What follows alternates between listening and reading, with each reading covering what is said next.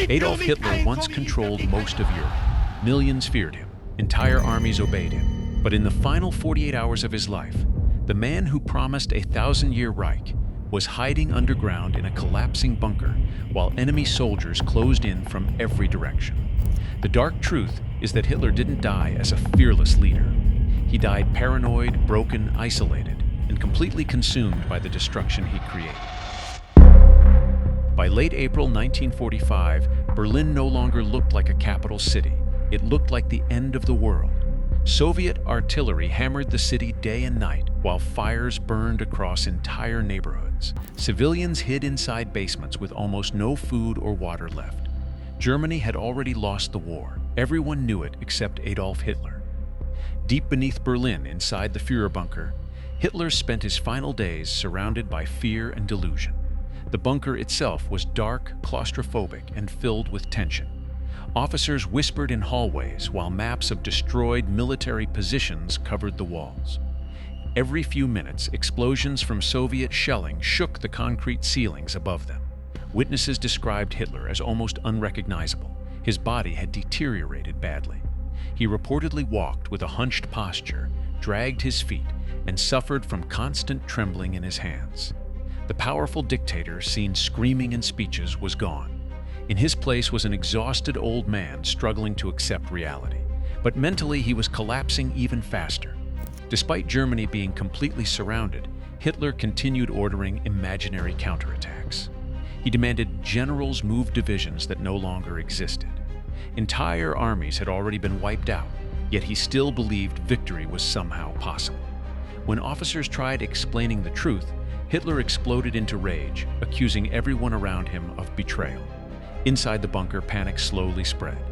Nazi officials quietly discussed escape plans, while others prepared cyanide pills in case Soviet soldiers broke through. Nobody wanted to be captured alive. Soviet forces had seen the horrors committed by Nazi Germany across Eastern Europe, and revenge was expected to be brutal. And Hitler understood that better than anyone.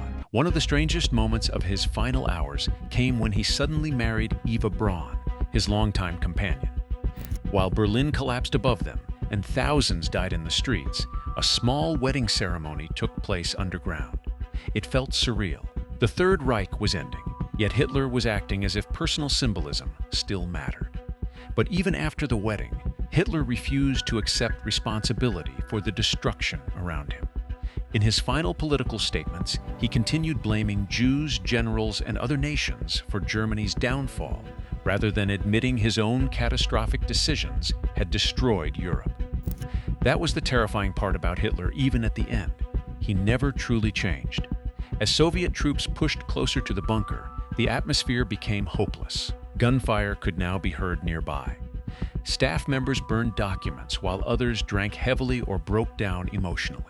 Some officers attempted escape missions through ruined sections of Berlin, knowing survival chances were almost zero. Hitler himself had already decided how this would end. He ordered aides to burn his body after death because he feared becoming a public spectacle.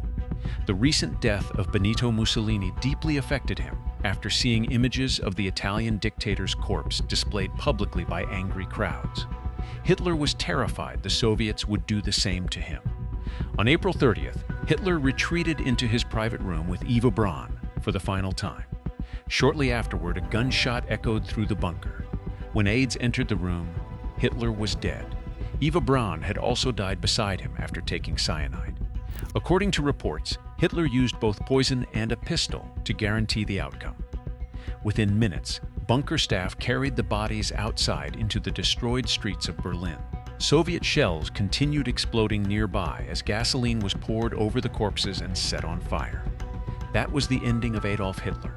Not standing proudly beside soldiers, not fighting heroically until the end, not ruling an empire, but hiding underground in fear while the world he created collapsed above his head.